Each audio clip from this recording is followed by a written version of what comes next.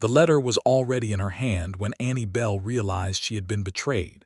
She stood in the narrow hallway of the Fairchild Ranch house, the single folded page trembling between her fingers, her heart hammering so hard she could feel it in her throat. The paper was small, torn carefully from a school book, the handwriting looping and deliberate in the way of a child who had practiced every letter with great concentration.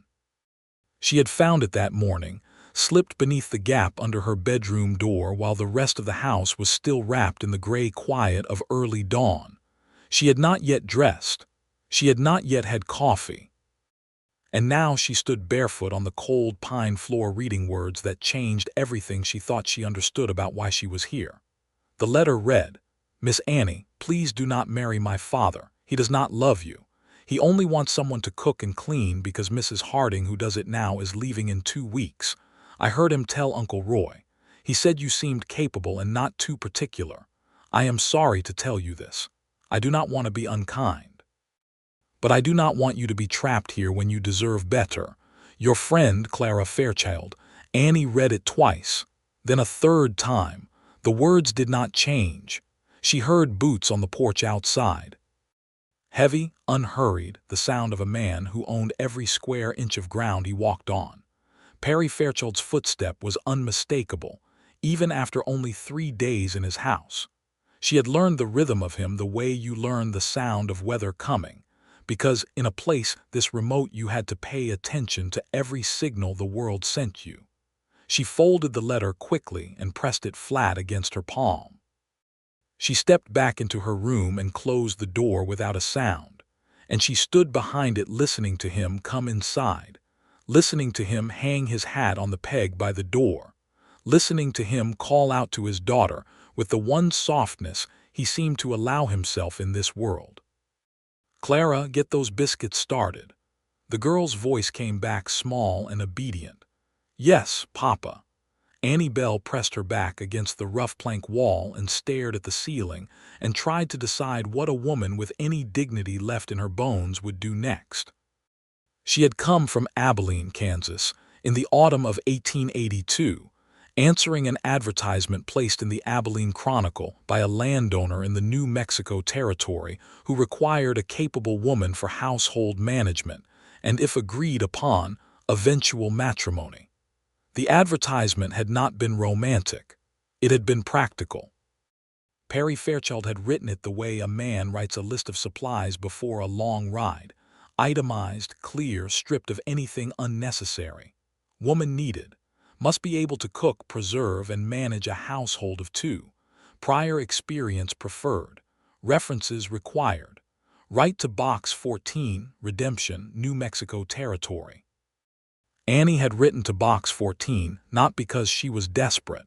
Though her situation in Abilene had grown complicated in ways she preferred not to examine too closely, but because she was 26 years old and practical herself, and she had read that advertisement and thought it sounded honest. She had been fooled before by men who used beautiful words. At least this man had used no beautiful words at all. She had written him a letter that was equally straightforward. She had listed her skills. She had mentioned she was healthy and unattached. She had included a reference from the pastor of her church and another from the woman she had kept house for in Abilene for 3 years. A widow named Mrs. Grace Pollard, who had been kind enough to write that Annie Bell was the most capable and warm-hearted young woman she had ever employed, and that any man fortunate enough to have her in his life ought to fall on his knees and give thanks. Perry Fairchild had written back within the month. He had confirmed the arrangement. He had sent enough money for the stage fare from Abilene to Santa Fe, and then the connecting route to Redemption. He had said he would meet her personally at the stage office. He had signed it P. Fairchild, not Perry.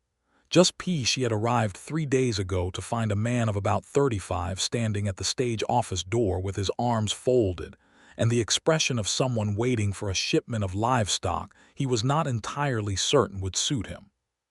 He was tall, not in the exaggerated way of men who held themselves up to seem important, but in the natural way of a man who had simply grown that way without thinking about it.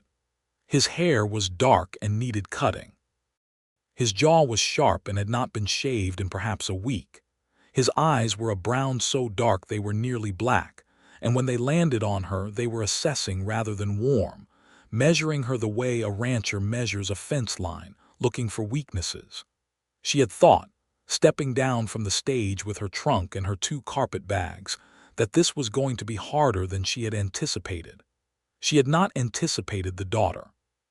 Clara Fairchild was 9 years old and possessed of a quality Annie could only describe as fiercely observant. The child did not run to meet her the way some children might.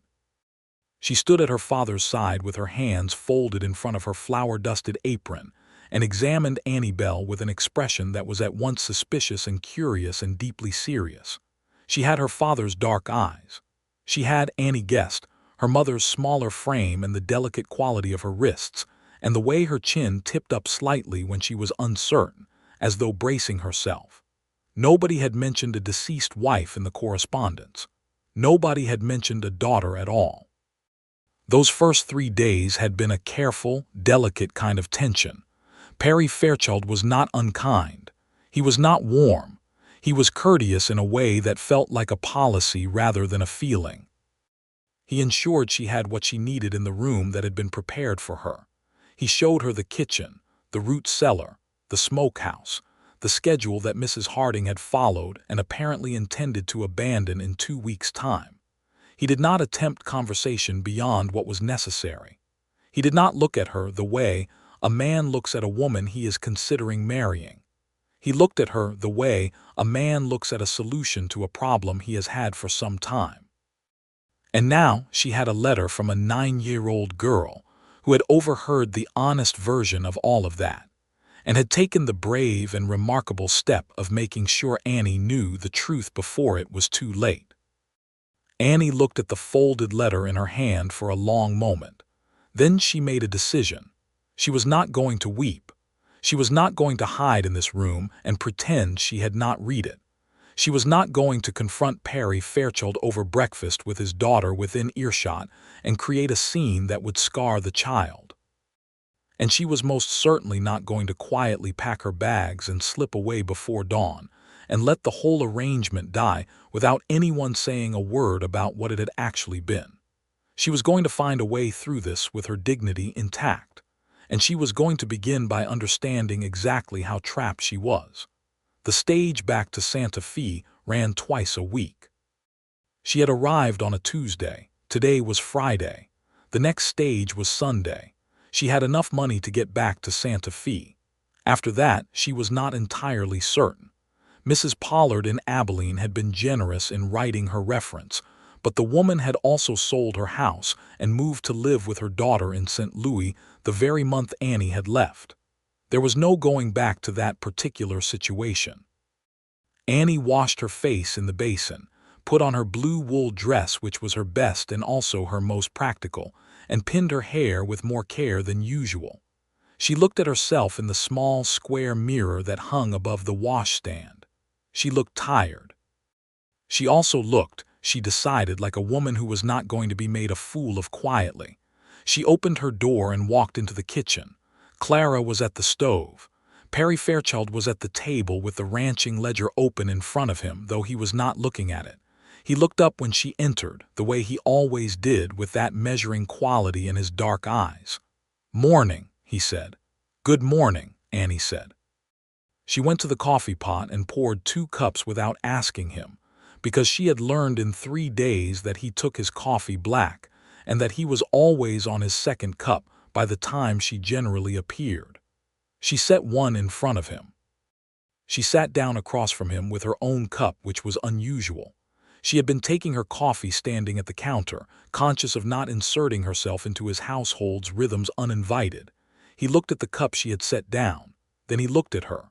"I want to ask you something directly," Annie said. Something shifted behind his eyes, not alarm exactly, more like the heightened attention of a man who has just realized the ground underfoot may not be what he assumed. "All right," he said. "When you placed that advertisement," Annie said, "what was it that you were genuinely hoping to find?" The silence that followed was the kind that has weight. Clara at the stove had gone very still, though her back was to them. Perry Fairchild set down his coffee cup. He looked at Annie Bell with those dark eyes that gave away almost nothing, and for a moment she genuinely could not tell what he was going to say. "Someone capable," he said finally. "Someone who wouldn't complain about the work or the location." "And the matrimony part of the advertisement?" Annie asked. "Was that intended sincerely, or was it a way to attract a more serious kind of candidate?" The silence stretched again. At the stove, Clara's small shoulders had gone up around her ears. "Miss Bell," Perry said, and his voice had dropped to something quieter and more deliberate, "what exactly are you asking me?" "I am asking," Annie said, keeping her voice level, "whether you brought me here to be a wife or whether you brought me here to replace Mrs. Harding." The word landed between them like a stone dropped into still water. The ripples moved visibly across Perry Fairchild's face. Something that might have been shame moved through his expression and was quickly controlled, but not quickly enough. Clara turned from the stove. Her dark eyes found Annie's face, and what was in them was not guilt about the letter. It was something closer to gratitude, and under that, a desperate kind of hope. "Where did you hear that?" Perry said. "It doesn't matter where I heard it," Annie said. "What matters is whether it is true." He was quiet for a long time. The fire in the stove crackled. Outside, somewhere across the yard, one of the horses stamped in the corral. The morning light through the kitchen window was the particular pale gold of high desert autumn, slanting and thin and very beautiful, and Annie thought abstractly that she had not expected New Mexico to be beautiful. She had not let herself expect anything much about this place. "It started that way," Perry said at last. "I'll not lie to you about that." Annie felt the words settle in her chest with a dull, familiar ache. The ache of a thing confirmed rather than a thing that surprises. She had known women who had come to arrangements like this and ended up genuinely loved. She had also known women who had come to arrangements like this and spent the rest of their lives feeling like furniture. She had told herself very firmly when she wrote to Box 14 that she would not be furniture. She had apparently not been firm enough with herself, because here she was 3 days into it and already holding proof that she was being considered as a domestic appliance. "Thank you for saying so," she said. "Miss Bell." "I would like to stay until Sunday," she said. "The stage runs Sunday. I will earn my keep until then. After that I think it is best if I return to Santa Fe and make other arrangements." She started to rise from the table. "Wait," Perry said. It was not a commanding word. It was something more complicated than a command. It was the word of a man who has just watched something slip out of his hands and has not yet decided whether he intended to let it go. Annie waited. Perry Fairchild looked at her across the table. Then he looked at his daughter, who was standing with the biscuit tin in her hands and her dark eyes wide and very bright. And whatever passed between father and daughter in that look was something private and layered with history that Annie was not yet part of. He looked back at Annie. "It started that way," he said again. "I meant what I said, but in 3 days he stopped." He looked at the table. He was not, she realized, a man who found it easy to say the harder things. Not because he was dishonest, but because he had apparently been living for some time in a house where the hardest things had simply not been said at all. "In 3 days you have been more present in this house than anyone has been since my wife died." The kitchen was very quiet. "How long ago?" Annie asked. 5 years, he said. "Clara was 4. Annie looked at Clara, who was still holding the biscuit tin and watching them both with those enormous dark eyes that held far more understanding than any 9-year-old should have had to come to on her own. "I am sorry," Annie said, and she meant it for both of them. "The advertisement was honest about what I needed," Perry said. "It was not honest about what he stopped again. I thought I had put that part of it away, the other part. I thought it was easier." "Easier than what?" Annie asked. He looked at her for a moment that felt longer than it was. "Easier than hoping for something I wasn't sure I had a right to anymore," he said. Annie Bell sat back down. She did not say anything right away. She turned her coffee cup in her hands and looked at this man across a scarred kitchen table in a small house at the edge of the New Mexico desert. and she tried to understand what was true and what was still hidden, and what the difference was between a man who had made a cold calculation and a man who had simply been so broken by loss that cold calculation was all he had left. "Your daughter," Annie said carefully, "is a remarkable person." Clara made a small sound that might have been a suppressed reaction, though she turned immediately back to the biscuits. Something shifted in Perry Fairchild's face at those words. The measuring quality went out of his eyes and something else came into them, something she had not seen there yet, something that looked very much like it had been held under pressure for a long time and had just been given the smallest opening. "She is," he said, and there was everything in those two words. Annie Bell did not leave on Sunday. She also did not make any declarations or promises or adjustments to the arrangement that had not yet been fully defined. She stayed because she had decided, sitting at that table in the pale gold morning light, that there were two people in this house who needed something real, and she was not yet certain whether she was capable of providing it, but she was also not willing to leave without finding out. The weeks that followed were a different kind of tension than the one she had arrived into. Before, the tension had been the tension of strangeness, of two people and a child existing in careful parallel without touching each other's lives. Now it was the tension of two people who had said honest things and were trying to figure out what came next. Perry Fairchild was, Annie discovered, a man whose character revealed itself in the doing rather than the saying. He did not speak often of himself or his feelings or his history, but he chopped extra wood without being asked and left it stacked by the kitchen door where she would not have to carry it far. He brought in a second lantern for her room because he had noticed her reading in the evenings, which meant he had been paying attention to her evenings. He mended the latch on the root cellar door the same day she mentioned it was stiff, though he mentioned nothing in return, simply went and fixed it and came back without commentary. He had come to this land, she learned in pieces and at intervals, in 1875 when he was 28. He had come from Missouri, from a family of farmers who had held land there since before the war and lost most of what made that land worth holding in the years after it. He had come west with his wife, a woman named Eleanor, who had been brave in the way that women of that era had to be brave, which was to say quietly and without much in the way of recognition. Eleanor had made this house warm. Eleanor had planted the kitchen garden, whose remnants still showed in the raised beds along the south wall. Eleanor had died of a fever in the summer of 1877, when Clara was 4 and Perry was 30, and he had buried her on the small rise west of the house, where you could see the Sangre de Cristo Mountains in the distance turning red at sunset. Annie learned this from Clara, not from Perry. Clara was, beneath her serious exterior, a child who needed to tell someone things. She needed to tell someone about her mother's garden, and the way her mother had sung while she worked, and the specific quilt on her mother's bed that had been made by her grandmother, and that Clara slept with now, because it smelled less like her mother every year and that frightened her.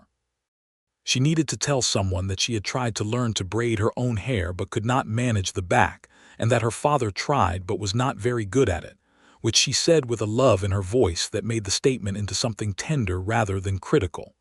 Annie began braiding Clara's hair in the mornings. It was a small thing, but small things in a house where people have been lonely for a long time are not actually small, Perry noticed.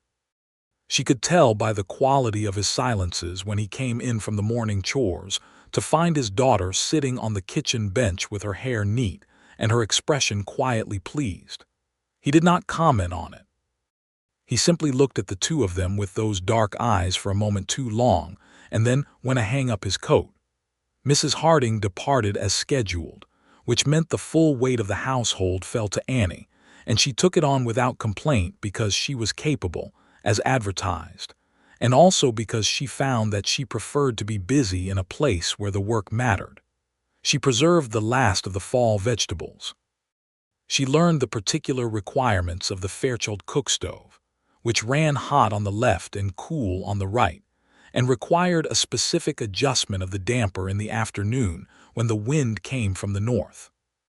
She learned that Perry took his supper early because he rose before dawn, and that Clara was hopeless at arithmetic but extraordinary at reading, and that the two of them had a habit, on winter evenings, of sitting by the fire together, Perry with his ledger and Clara with her book, in a companionable silence that had its own grammar. She began joining them in that silence. She brought her mending or her letter writing, and she sat in the third chair by the fire. And for a time, nobody spoke, and the fire burned, and the wind moved around the corners of the house, and it was peaceful in a way that Annie Bell had not felt in a very long time. One evening in late November, Perry looked up from his ledger and said, without preamble, "I've been thinking about what you said." Clara, who was reading, did not look up, but her page did not turn. "Which part?" Annie asked. "The part about what I brought you here for," he said. Annie set her mending down. "I would like to start again," Perry said. He was looking at the ledger rather than at her, which she understood now was not evasiveness but the way he gathered his nerve. "Not with the advertisement." "From here, from now." "Start what again?" she asked, because she needed him to say it clearly. He looked up at her then. A proper he stopped. He tried again. "I would like to court you properly, Miss Bell, if you are willing. If you haven't decided, I'm too much of a cold-hearted fool to bother with." Clara's book lowered by approximately 3 inches.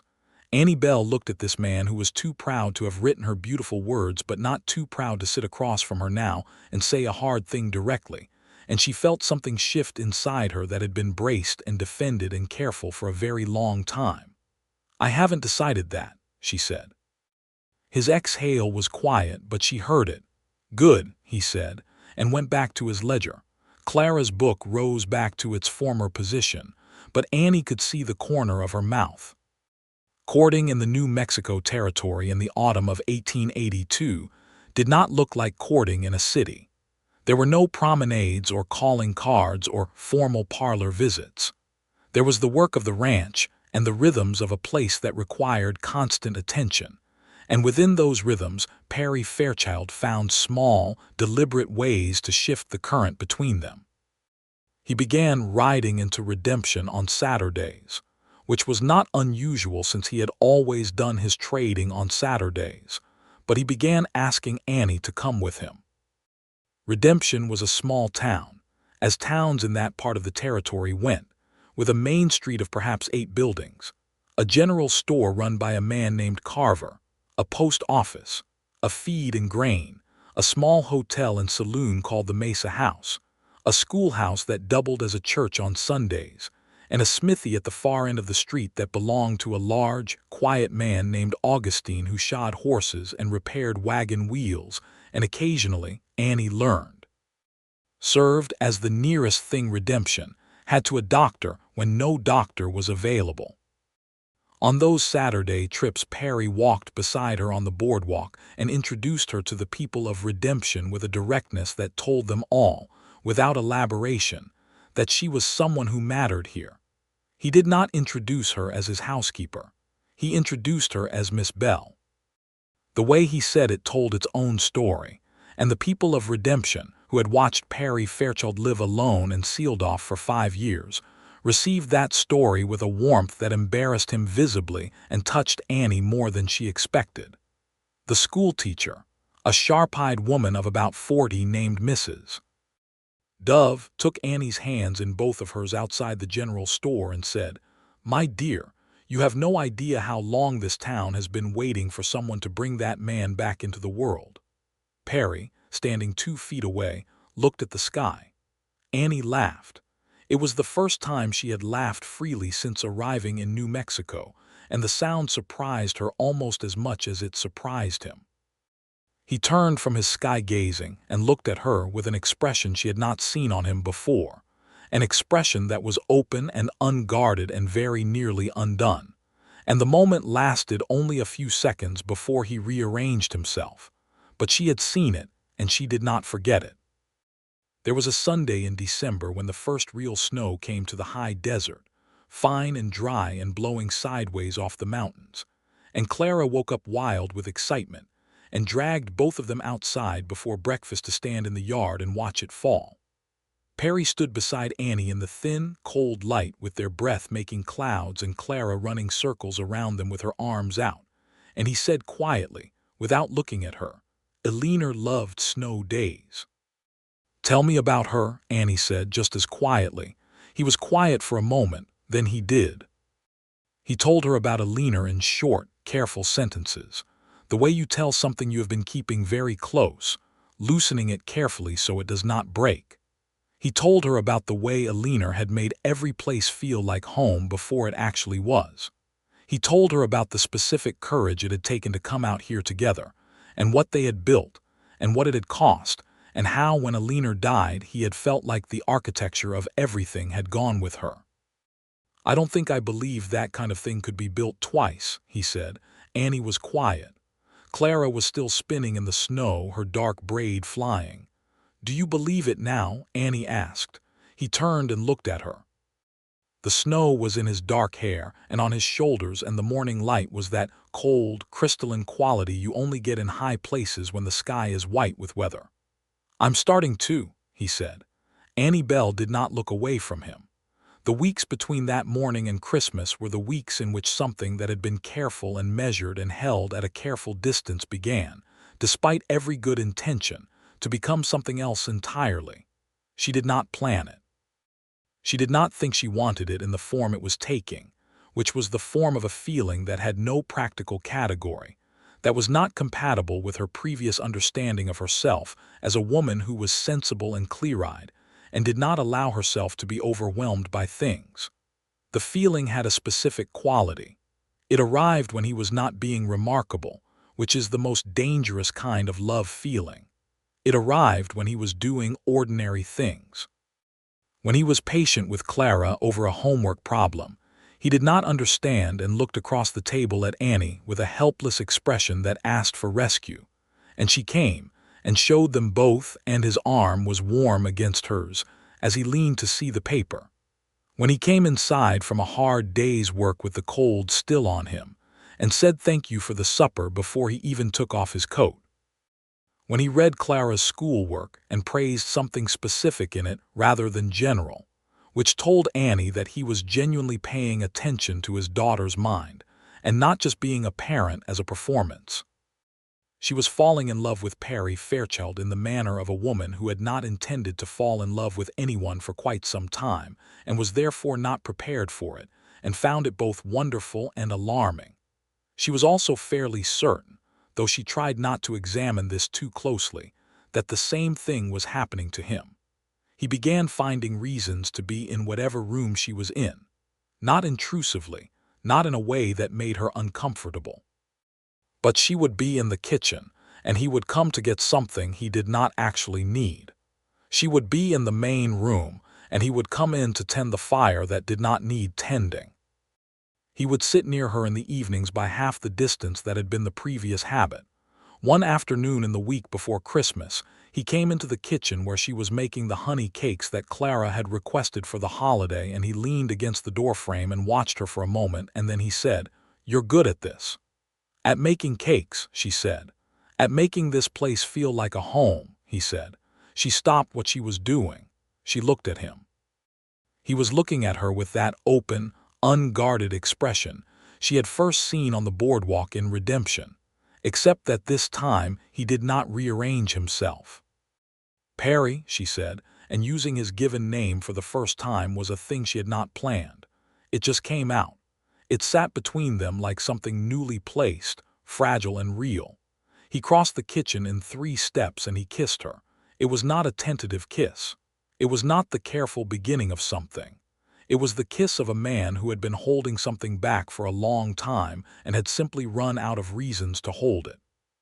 She put her flour-dusted hands against his chest and kissed him back, and the fire in the stove crackled, and outside the winter wind moved through the yard, and Clara was at school, and they were alone in the house for the first time since Annie had arrived. And for a long, suspended moment, the world was exactly that kitchen and exactly that feeling. He stepped back first. He put some distance between them and looked at her with an expression that was intense and a little undone, and also, she was almost certain, frightened. "I don't have a great deal to offer you," he said. I know this place is. I know it is hard and it is remote, and I know I am not. I am not easy." "No," she agreed. "You are not easy." Something like a rueful smile pulled at the corner of his mouth. "But I am." He stopped. He tried again. "I mean what I said. I want to do this properly. I want to ask you properly." Annie Bell looked at this man standing in his kitchen with flour on his shirt from where she had put her hands, and his dark eyes bright with something that was not confidence. That was in fact the opposite of confidence. That was the naked vulnerability of a person who has finally decided to want something they are afraid they might not deserve. "You haven't asked me anything yet," she said. "I'm getting to it," he said. She waited. "Will you marry me, Annie Bell?" he said. "Not because I need help with this house. Not because Clara needs a woman here, though she does, and you have been. You are more to her than I could have asked for. But because I would like very much to spend my life with you. Because in 2 months you have made me feel like myself again, and I would very much like to keep that." Annie Bell looked at him for a long moment. She thought about Box 14, and the stage from Abilene, and the letter she had found under her door, and the breakfast where she had faced him across the table and demanded the truth. She thought about snow in his hair and flour on his shirt and Clara's dark braid, and the way the desert went red at sunset from the rise where a leaner lay. "Yes," she said, "I will marry you." He exhaled. He crossed the small distance and took her hand and held it, not with the urgency of the kiss but with something more deliberate and permanent, and he looked at their hands together for a moment as though making sure it was real. "Good," he said. And that was Perry Fairchild, and that was enough, and Annie found she would not have wanted any different. They told Clara that evening. Perry crouched down to his daughter's level, which he did not do habitually because he was not a man who conducted important conversations from a crouch, which meant that the gesture itself communicated the weight of what he was saying. He told her that he had asked Miss Bell to marry him, and that she had said yes, and that he wanted to hear what Clara thought about that. Clara looked at her father. Then she looked at Annie, who was standing behind him, her hands twisted together in front of her because she was more nervous about this moment than she had been about any moment yet. Clara said, "Did you know I wrote you a letter?" "Yes," Annie said. "And you still stayed." "Stayed because of the letter," Annie said. "It told me the truth, and the truth turned out to be something I could work with." Clara looked at her father again. Perry met his daughter's gaze with a straightforwardness that acknowledged everything the child had done and everything it had cost her and everything it had set in motion. "I'm sorry, Clara," he said quietly. "I should have been braver from the start." Clara was quiet for a moment. Then she said, "Are you happy, Papa?" He looked past her at Annie. "Yes," he said. Clara nodded with the gravity of someone making an official pronouncement. Then she crossed to Annie and put her arms around her waist and pressed her face against her middle. And Annie put her arms around the girl's thin shoulders and held her. And Perry stood up and put his hand on both of their heads. And the three of them stood like that in the lamplit main room of that small house in the New Mexico territory, while the winter wind pressed against the walls and could not find a way in. They were married on the 2nd of February, 1883, which was a Thursday. The ceremony was conducted by Reverend Dalton, who served both Redemption and 2 other small communities in the area, and who appeared in Redemption on the first Thursday of each month to conduct his ministerial rounds. Perry had written to him weeks before to secure the date. The ceremony took place in the schoolhouse, which became a church for the occasion, and half of Redemption was there, because in a small community a wedding is a significant event, and Perry Fairchild had been a private and closed-off figure for 5 years, and the fact of his marrying again was something the community received with collective warmth. Mrs. Dove brought flowers from her conservatory, the only flowers available in February in that high desert, small white blooms that Annie had never seen before that smelled very faintly of cloves. The general store owner Carver brought a bottle of good whiskey for the celebration after. Augustine, the smith, arrived in a clean shirt that appeared to have been ironed for the occasion, which Annie thought was one of the most touching things she had ever witnessed. Clara wore her best blue dress and her hair in the braid that Annie had done that morning, and she stood next to her father during the ceremony with her hands clasped and her chin up and her dark eyes shining. Perry stood at the front of the schoolhouse with Reverend Dalton, and he watched Annie walk toward him from the back of the room, and she watched his face as she came, and she saw the moment when everything reserved and measured and defended about him simply gave way, like a wall that has been standing against pressure for a long time and finally chooses to come down. His expression was entirely open. He looked at her as she came to him as though she were the answer to a question he had been asking in silence for a very long time. She reached him. He took her hand. His grip was firm and warm and steady. Reverend Dalton began to speak, and the small community of redemption sat in the school benches and listened, and Clara stood at her father's side, and Annie Bell became Annie Fairchild in front of God and New Mexico and everyone who had come. And when Reverend Dalton told Perry he could kiss his bride, Perry kissed her with the same quality as that first kiss in the kitchen, unhurried and sure. And someone in the back of the room made a cheerful noise, and Clara pressed her face into Annie's skirts for one moment of feeling overwhelmed. The celebration afterward lasted the full afternoon. People ate and talked, and the whiskey from Carver made its rounds among the men. Annie sat next to Perry at the table, and he kept his hand near hers for most of it, not grabbing for it or performing the affection for the room, just keeping it near, available, as though proximity was enough. Mrs. Dove told Annie stories about redemption and its history, and what it had been like 5 years ago when the grief of Eleanor Fairchild's death had settled over the Fairchild Ranch like weather that would not lift. The way she said it told Annie that the community had been worried about Perry Fairchild for a long time and had not known what to do with their worry. "You're good for him, Mrs. Dove said, looking across the room to where Perry was talking with Augustine, a rare ease in his bearing that the schoolteacher seemed to find remarkable. "But more than that, you are good together. Some people make each other better simply by being in the same room. You are those kinds of people." Annie looked at her husband, who at that moment looked over from his conversation, and found her eyes across the room with an immediacy that suggested he had known exactly where she was. He held her gaze for a moment. Then the corner of his mouth moved. She looked back at Mrs. Dove. "I think so too," she said. The spring came slowly to the high desert, arriving in early April as a greening of things that had seemed brown past recovery, and a warmth in the afternoons that coaxed the kitchen garden's buried roots back up toward the sun. Annie planted Eleanor's garden beds with the seeds she found carefully stored in paper envelopes in the root cellar, some of them labeled in a handwriting that was not Perry's and not Clara's, small and looping and careful. She planted them with the particular sense of continuity that a garden provides, of one person's care passing through the earth to another person's hands. Perry came out one evening to find her in the garden and crouched beside her in the dirt without being asked, and began loosening a section of hard ground with a hand fork, not because she had asked him to, but because he saw it needed doing. They worked side by side in the cooling evening air for an hour without much talk, and it was one of the best hours Annie had yet known. Clara began to call her Mama. It did not happen all at once. It began as an experiment, tentative, tested carefully on a Tuesday morning when she said it instead of Miss Annie and then watched Annie's face to see what happened. Annie looked at her and said, simply, "Good morning, sweetheart." She did not make an event of it. She did not cry, though she wanted to.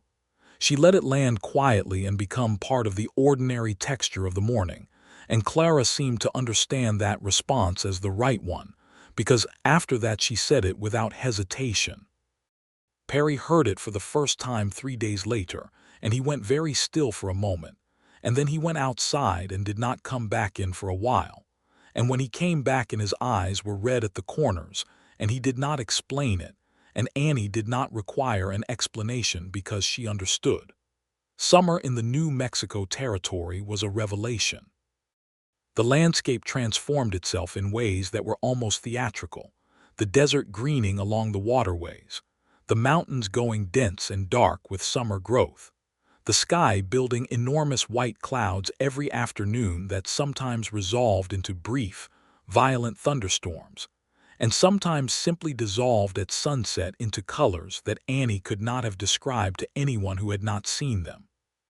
Not orange and not pink and not red, but some combination of all three that seemed to set the mountains themselves alight.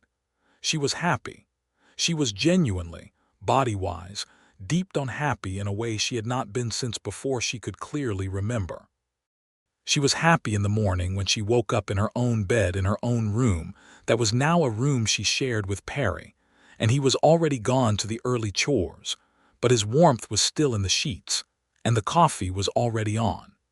She was happy in the middle of the day when Clara came home from school and exploded through the door with whatever small drama or discovery the day had brought. She was happy in the evenings at the fire and happy in the garden and happy in the particular moment when she and Perry were both tired, and the day was done, and they sat together on the porch in the cooling dark and did not need to say anything at all. She was also, by August, certain that she was expecting. She told Perry on a Sunday evening. They were on the porch. The mountains were doing their sunset performance. Clara was inside finishing her supper. "I believe we are going to have a child," she said. He turned and looked at her with an expression that moved through several things quickly before arriving at something she could only describe as incandescent. "Are you certain?" he asked. "Reasonably certain," she said. "Mrs. Dove's friend who sometimes serves as midwife examined me last week. She thinks April." Perry reached across and took her hand in his, turning it in his and holding it in both of his, looking down at it. "Annie," he said, and her name in his voice in that particular moment was the fullest she had ever heard it. "I know," she said. He looked at her. "Are you frightened?" he asked, and she knew he was asking with a leaner behind the question. "A little," she said honestly. "Are you?" "Yes," he said, "but not more than I am glad." She leaned into his shoulder and he put his arm around her, and they sat that way watching the mountains go from red to purple to the velvet black of full dark, while the stars came out one by one above the desert. And it was enough, and it was more than enough, and it was everything. Clara's reaction to the news was immediate and overwhelming. She threw her arms around Annie and squeezed and then pulled back and looked at her father with an expression that was so serious it was almost funny and said, "Will it be a boy or a girl?" "We don't know yet," Perry said. "I would like a brother," Clara said. "Noted," Perry said. "Can we name him James if it is a boy?" Clara asked. "James is a good name." "We can discuss names," Annie said. "James is a very good name," Clara said firmly. Annie looked at Perry.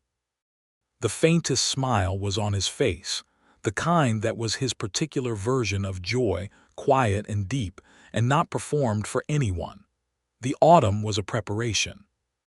Annie made practical arrangements with the same clear-eyed capability she brought to everything, writing to Mrs. Dove about the midwife arrangements, laying in the supplies that would be needed. Perry began a project he had apparently been contemplating since before they married, the expansion of the main room to add a proper second bedroom to the house, which at present had only 2 rooms beyond the main space. He worked on it in the evenings and on the weekends with Augustine's help, the two of them raising new walls with the particular competent efficiency of men who know how to build things. And by December the new room was done, and Clara moved into it with great ceremony, declaring it the best room she had ever had, which since she had only ever had one other room was perhaps not a difficult standard, but was felt sincerely nonetheless. Annie went through December and January with the vast, interior-occupied quality of a woman in late pregnancy, simultaneously very present and somehow interior, turned inward toward the enormous fact of what was coming. Perry was, in these months, a revelation. She had not anticipated this version of him. She had expected practical support and had received that, but she had not expected the quality of attention he brought. The way he noticed before she did when she needed to sit down. The way he got up in the night when she could not sleep and made her tea without being asked. The way he talked to her in the evenings about small and ordinary things, as though deliberately constructing normality around her to keep the anxiety at manageable levels. One night in January, she woke in the dark hours and could not settle, and she lay listening to his breathing beside her and the wind outside, and she thought about how wrong she had almost been, how close she had come to leaving before any of this had been possible, how a 9-year-old girl in a flour-dusted apron had written a letter in secret and slipped it under a door and changed the entire trajectory of 3 lives. She thought about that letter. She had kept it. It was in the small wooden box she had brought from Abilene that held the few things she considered irreplaceable. She thought she would keep it always. She reached over and found Perry's hand in the dark, and he closed his fingers around hers immediately, which meant he was not fully asleep either. "I am very glad I stayed," she said. He squeezed her hand. "I am very glad you stayed," he said. The baby came on the 5th of April, 1884.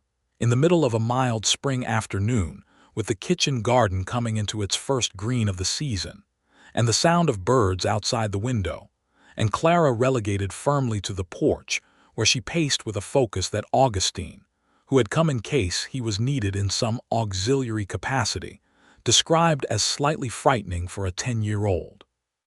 The midwife, a capable and matter-of-fact woman named Senora, raised from the Mexican community 2 miles east of Redemption, managed the whole business with the efficiency of long experience, and when it was done, she came out to the porch with her hands on her hips and told Perry and Clara what had happened, and Clara ran immediately inside before anyone could stop her.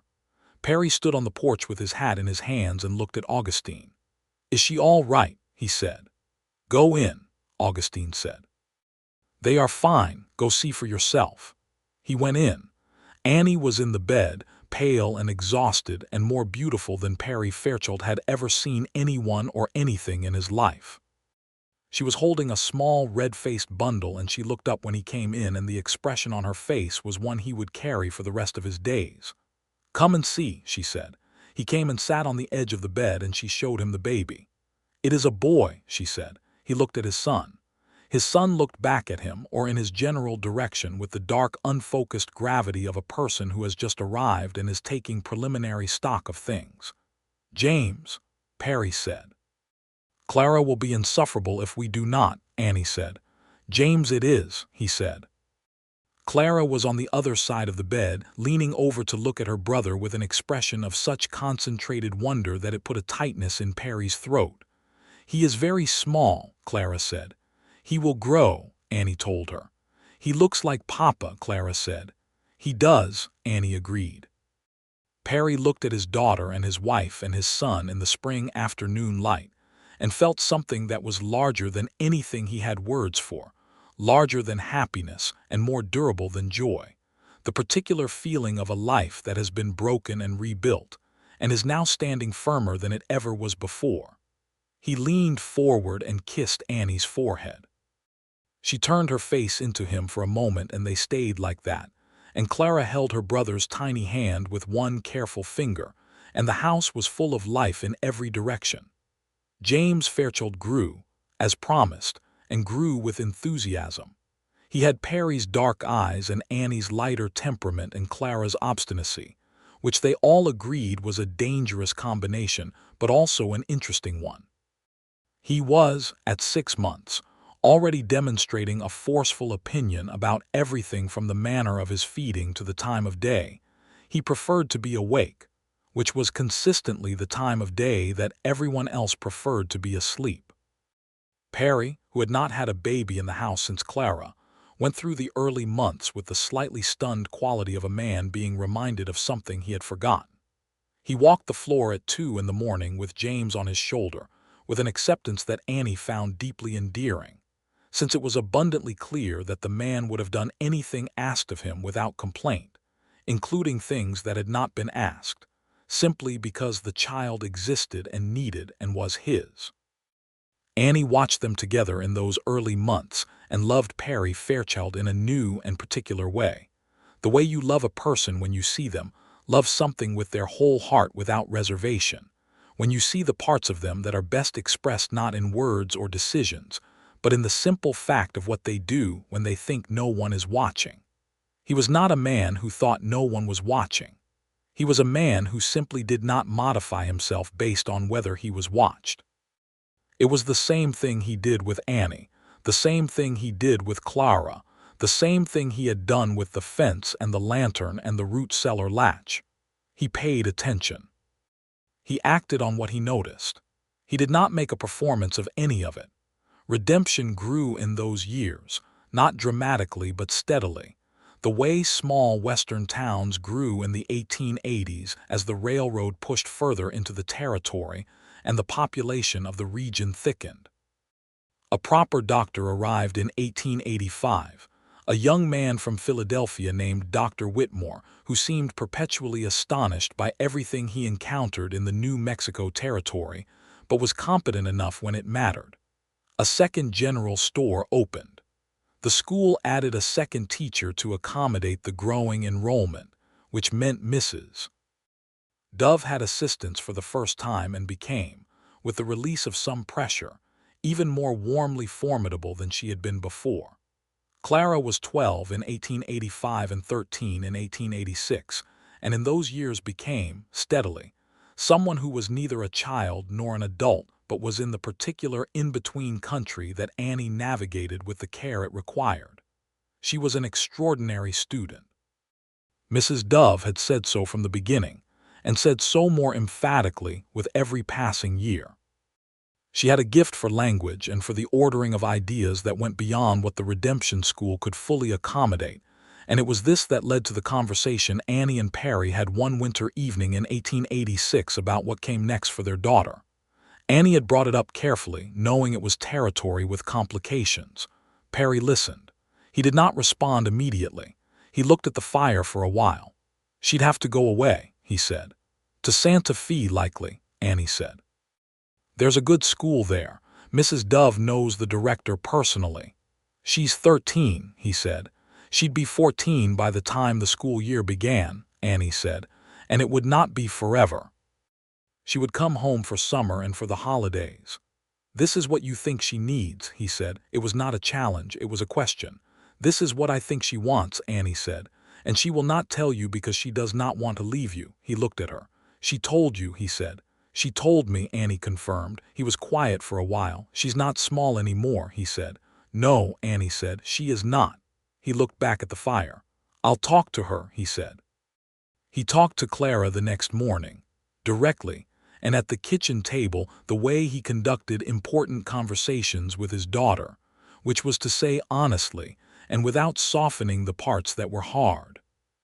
He told her that Annie had told him. He told her that he understood. He told her that the question of whether she wanted to go should be decided by what was right for her and not by what was easiest for him. Clara, who was her father's daughter, looked at the table for a long moment and then looked up at him. "I want to go," she said, "but I will miss you very much." "I know," he said, "I will miss you very much also." "And Mama," she said, "and James." "Yes," he said, "all of us." She reached across the table and took his hand, which she had not done in this particular way since she was very young, and he closed his hand around hers the way he closed his hand around Annie's, firmly and warmly and with everything he could not easily say. "You could write to me," she said. "Papa, you write well when you want to." He looked at her with the ghost of that quiet smile. "I'll write to you," he said, and he did. Every week without fail. For the 3 years Clara spent at the school in Santa Fe, a letter went from the Fairchild Ranch to the school, and every week a letter came back from Clara describing her days with the particular vividness of a young writer who is discovering what language can do. Annie added her own pages to Perry's letters, and Clara's letters back were addressed to them both, to Mama and Papa, and when they arrived Perry and Annie read them together at the kitchen table, with James making his own demands on their attention at intervals. And it was a good life. It was a genuinely good and full and satisfying life. James was 4 when Clara left for Santa Fe and 7 when she completed her course of study and came home, taller than Annie now, and with her dark hair up and an authority about her that was entirely new and entirely her own. She came home on the stage from Santa Fe on a July afternoon in 1889, and all three of them were at the stage office to meet her, James pushing forward with the total confidence of a 7-year-old who has been waiting a long time. And Clara came down from the stage and picked him up, and he wrapped his legs around her waist and she laughed. And Perry and Annie stood together watching their daughter come home, and Annie felt his hand find hers beside her. Clara, who was now 16 and knew exactly what she intended to do with herself, had decided on teaching. She had come home with a letter of recommendation from the Santa Fe school director and a clear plan to apply for a teaching position, and Mrs. Dove, who was 61 and beginning to think about retiring, received Clara Fairchild's expression of interest with the particular satisfaction of someone who has been working toward a specific outcome for a long time. Clara apprenticed with Mrs. Dove through the following school year and took over the Redemption School in the autumn of 1890 when Mrs. Dove stepped down, which was the same autumn that Annie told Perry she was expecting again. He received this second piece of news on the porch as before in the evening light. He turned and looked at her, and this time the expression moved through fewer phases before arriving at the same incandescence. "James will be 7 by the time," he started. "Almost 8, she said. "He has opinions about everything," Perry said.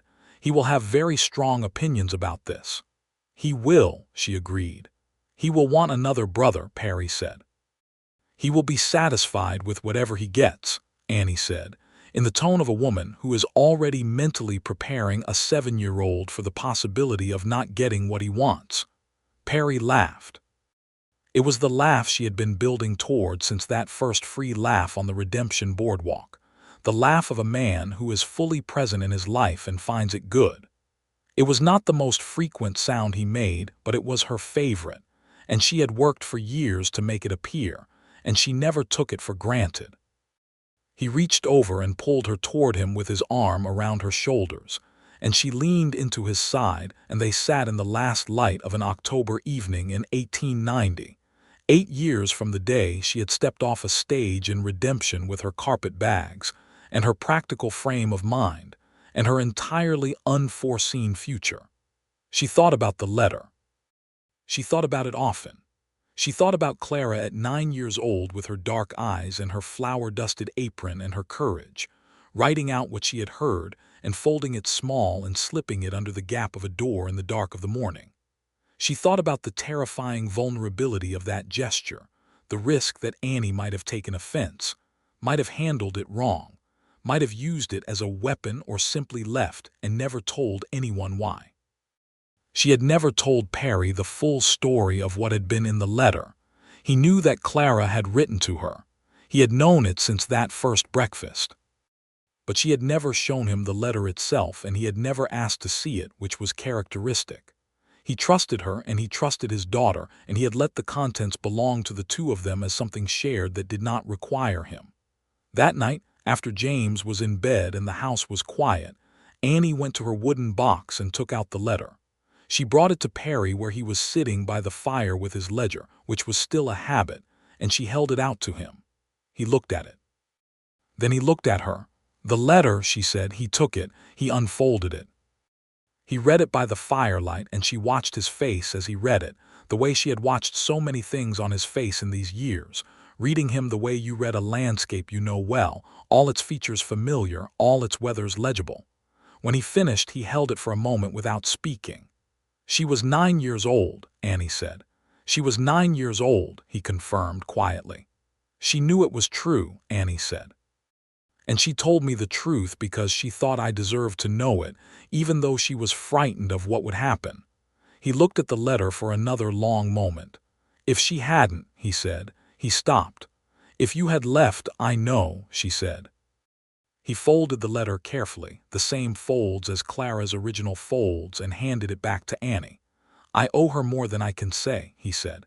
"You owe her nothing," Annie said. "She did it because she loved you, even then, even when she thought you were not being very lovable." He looked at her. "Are you saying I was not very lovable at the start? "You were not very lovable at the start," she said. "You were thorny and closed, and you introduced me as a household solution." "I was also frightened," he said. "I know," she said. "I know that now. I knew it then too, or I would not have stayed past Sunday." He reached out and took her hand. The fire burned. The desert night pressed gentle and dark against the windows. "Annie," he said, with that particular quality her name had in his voice. "I know," she said. The second child was born in June of 1891, and James, who had in fact lobbied at considerable length for a brother, received the news that he had a sister with a complex expression that moved through several stages before arriving at a cautious and then genuine delight. She was named Margaret after Annie's mother, and she had Perry's dark hair and Annie's eyes, and a temperament from the start that was entirely her own, which was to say spirited and vocal and unencumbered by self-doubt. Clara, who was 18 by then and teaching at the Redemption School and living at home, received her sister with a comprehensive and immediate love that was quintessentially Clara, total and clear and without reservation. She became to Margaret what she had been allowed to become, with Annie's patient help and Perry's gradual opening, to herself in the years of growing up, a young woman who knew her own value and did not apologize for it. Perry at 44, with an 8-year-old son and a newborn daughter and a wife who had turned his house and his heart back into things that were alive and growing, was not the same man who had stood at the stage office in 1882 with his arms folded and his expression measuring. He was harder in the physical way that years of ranch work in a demanding landscape makes a man harder, his face more weathered, his hands more scored. But everything else had opened. The defenses had come down years ago. He was present in his life in a way that was complete and deliberate, a man who had understood what it cost to be closed and had paid that cost for years and had chosen, with Annie, and with Clara's small, brave letter, to stop paying it. He and Annie still had their evenings on the porch. They still had their mornings where he came in from the early chores, and she had his coffee ready, and they sat together for a few minutes before the day fully arrived. They still read together in the evenings sometimes, or talked about the ranch and the future and the children and the small events of the community. And sometimes they were simply quiet together in the particular comfortable silence of people who have been married long enough that silence is not empty but full. In 1893, when the railroad reached a station 20 miles east of Redemption, and the character of the territory began to shift in the ways that the coming of infrastructure always shifts things, Perry and Annie had a long conversation about the ranch's future. The world was moving. The open range was slowly giving way to fenced land, and the cattle business was changing, and there were decisions to be made about whether to expand or to consolidate or to stay exactly as they were. James, who was 10 and had decided some time ago that he intended to be a rancher in the manner of his father, had opinions, which Perry listened to with the complete seriousness he gave to Clara's opinions and Margaret's proto-opinions and Annie's opinions, which was to say full attention and real weight. They expanded. They bought the adjacent quarter section from a neighbor who was moving his family to Colorado, and the expansion meant more work and more hands and a new hire, a quiet young man from Texas named Davis who was honest and hardworking, and who Annie noticed, in the spring of 1894, that Clara noticed. She did not interfere. She watched with the careful attention of a woman who understood something about what it was to be young and uncertain, about whether you had a right to want what you wanted. She mentioned it to Perry one evening. He looked at her with an expression that said he had also noticed. "Davis is a good man," Perry said. "He is," Annie agreed. "She's 21, Perry said. He said it in the tone of a man who is doing arithmetic he is not sure he is ready to accept the answer to. "She is," Annie said. He was quiet for a while. "She has not said anything," he said. "No," Annie said. "She won't, not to us, not until she is certain." "She is very much like her father in that way," Annie added. He looked at her sideways. Meaning she holds things very close until she is ready to put them down," Annie said. "And then she puts them down with both hands." He looked out at the darkening yard. Somewhere in the distance, a coyote called and fell silent. "She has worked very hard for the life she has built," he said. "I do not want her to give any of it away for something that is not worth it." "You did not give anything away," Annie said. "You added she is smart enough to know the difference." He looked at her. "You are always right," he said. "I am usually right," she corrected. "There is a distinction." He took her hand. The night settled around them. Clara and Davis courted through the summer of 1894 and the autumn, and by December he had spoken to Perry with the particular gravity of a young man who understands what it means to ask for something important. Perry received him in the main room with the door closed, and James and Margaret were kept in the kitchen by Annie with cookies as a distraction, and the conversation between Perry and Davis lasted the better part of an hour. When it was finished, Perry opened the door and Davis went to find Clara, and Perry came into the kitchen and Annie looked at him. "Well," she said. "He is a good man," Perry said. "He knows what he has found in her." "And," Annie said. "And I told him so," Perry said, in the voice that meant the thing that mattered had been said. Clara and Davis were married in the Redemption Schoolhouse, which was the same room where Annie and Perry had married 12 years earlier, in the spring of 1895. Clara wore a dress that Annie had helped her make over the winter, ivory cotton with small buttons down the back, and her dark hair up, and she was so beautiful standing at the front of that room that Perry had to look at the ceiling for a moment, and Annie held his arm and felt him steady himself.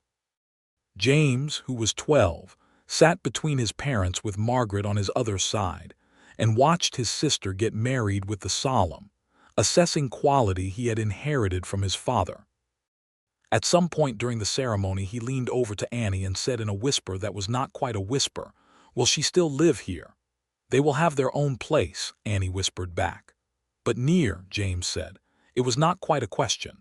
"Near," Annie confirmed, because Davis had already arranged to build on the southwest corner of the expanded Fairchild land, which meant near was accurate and would remain so.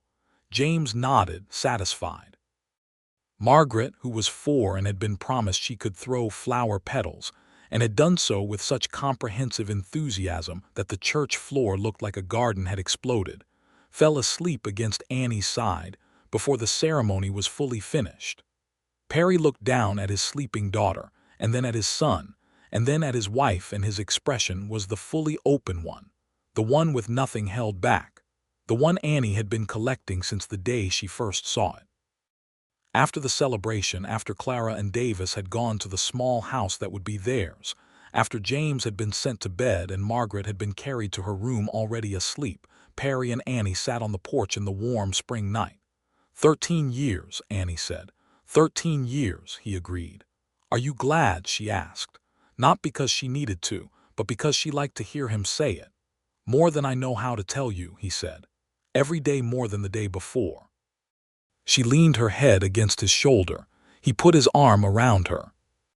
The night was warm and full of stars, and the mountains were black against a sky so deeply blue it was nearly purple, and somewhere close by a night bird was calling in the mesquite, and the house behind them was full of the sleeping presence of their children and their life and everything they had built from a beginning that had nearly not been a beginning at all. "Clara's letter," Annie said. "I want to put it somewhere she can find it someday." He was quiet for a moment. "Why?" "Because I want her to know what it started," Annie said. "When she has her own children, when she thinks about the moments that changed things, I want her to know that she changed things. That she was brave enough at 9 years old to tell the truth when it was hard, and that everything good in this house grew out of that." He thought about this. "She'll cry," he said. "Yes," Annie agreed. "So will you," he said. "Yes," she agreed again. "So will I," he said after a pause. "Most certainly," she said. He pulled her a little closer and she felt him press his lips to the top of her head, the familiar gesture that was his particular form of tenderness, quiet and certain and always there. "All right," he said, "we'll give it to her." Annie Belle Fairchild closed her eyes and listened to the night, and felt the life she had built humming around her in every direction, present and warm and entirely real. And she thought about a folded piece of schoolbook paper, and a child with dark eyes and a great deal of courage. And she thought that the secret and the hidden truth and the brave revelation contained in that small letter had been the beginning of everything, the opening of a door she had nearly walked away from without ever knowing what was on the other side. She was glad she had stayed.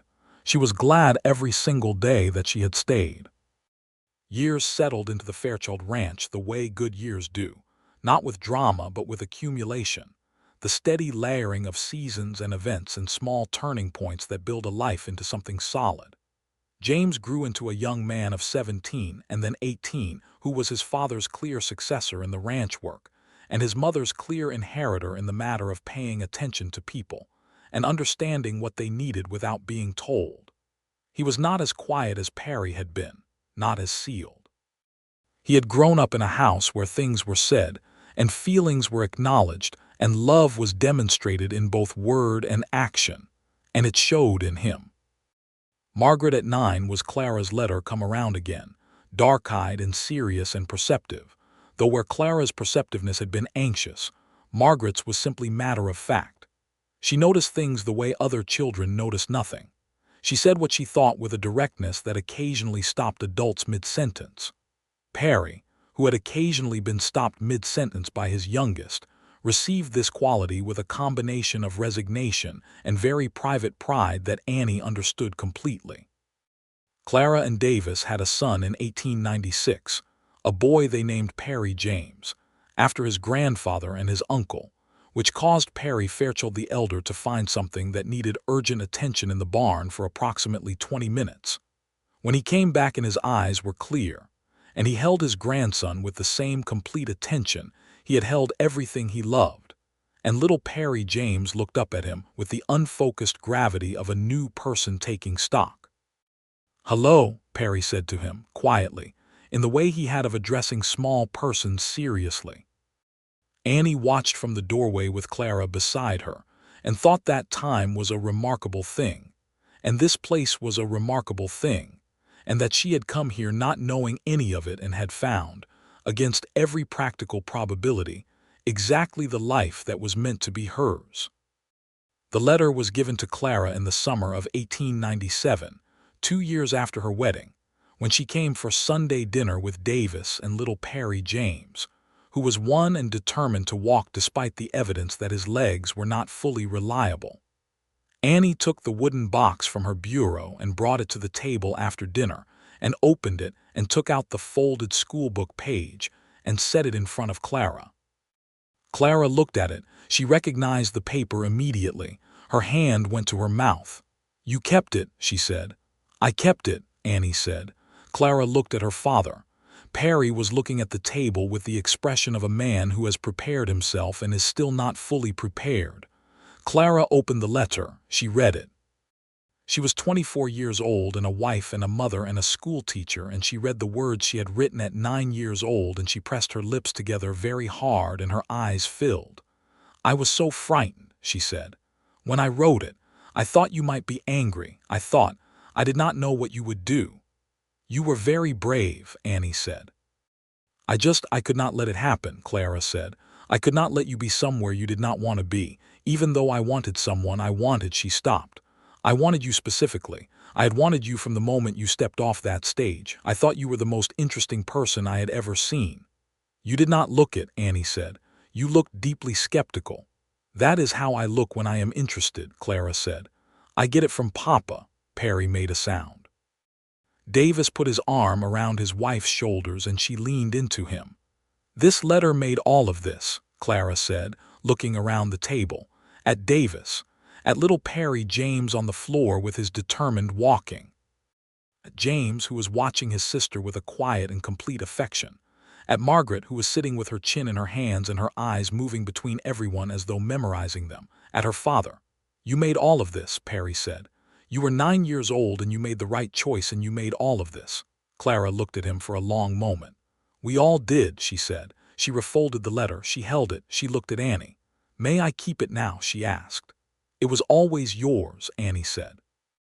Clara pressed the letter against her heart for a moment, the gesture of a child that survived in the woman, and Annie Bell Fairchild looked at her daughter and felt the whole arc of it, The advertisement and the stage and the measuring dark eyes and the careful courtship and the kitchen kiss and the snow and the garden and James's first cry and Margaret's flower petals and all the ordinary extraordinary evenings by the fire. All of it running backward to a single folded page slipped under a door in the gray quiet of an early morning. She looked across the table at Perry. He was already looking at her. The smile he gave her was the quiet, deep one, the one that was only for her, and she gave it back, and the table full of their family moved and talked and lived around them, and the summer evening light lay golden over the New Mexico desert, and the mountains stood in their old permanent way against the sky. It was a good life. It was a true life. It was exactly the life that a 9-year-old girl with flour on her apron and courage in her heart had made possible with a letter and a small act of love. And every person at that table, and every room in that house, and every season that had passed over that land carried the mark of that beginning and always would. Annie Bell had come to New Mexico not knowing what she would find. She had found, against the odds and through the particular grace of honesty bravely offered, exactly everything. And she kept it. She held it.